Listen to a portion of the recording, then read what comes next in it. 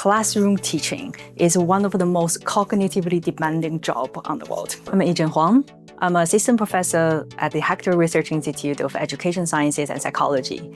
My research is largely about using simulation and generative artificial intelligence technology to investigate and dissect the multimodal and very complex classroom teaching and learning processes. I used eye tracking methodology mainly during my PhD years. And I was fascinated by how many things that just goes underneath the teacher's eyelid. They see it, but they don't notice it. Or they notice it, but they don't recognize it. Or they recognize it, but they don't know how to react. And there are so many missing links from a basic cognitive process, which is someone's eyes landing on a visual stimuli, to they make a pedagogical, reasonable, sound pedagogical decision in the classroom. There are so many missing links, and we know nothing about all these processes going under the hood, invisible processes. So my research strives to turn invisible classroom teaching and learning processes to something observable and eventually something improvable. So I believe that improving classroom teaching and learning processes is the most critical challenge of our time. And to improve classroom teaching and learning is actually a design problem. And in any kind of design problem, we need a laboratory and a testbed in order to prototype and testing for the basic principles underlying the processes that we are interested in.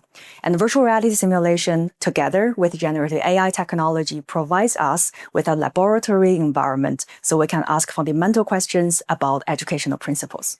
So the simulation environment that I've constructed looks like a real-life classroom environment in which the classroom events will happen. The students will talk naturally to the teacher.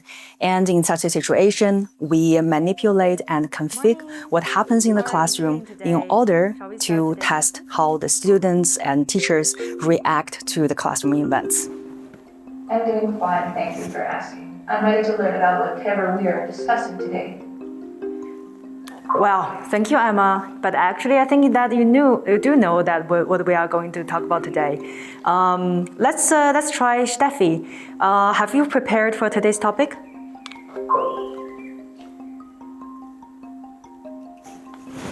Yes, I looked at some articles about it, and I think I know a few points we can talk about. Oh, that's great, Steffi. I like when people really do their homework. And maybe could you share a few thoughts on how smartphone usage is affecting your learning in the classroom? And to give you a few illustrative examples, for instance, with our virtual reality classroom environment, we have been able to review that the teachers, they have an innate differentiated pattern of movement in the classroom. And that movement pattern is actually related or correlated with their visual attention performances.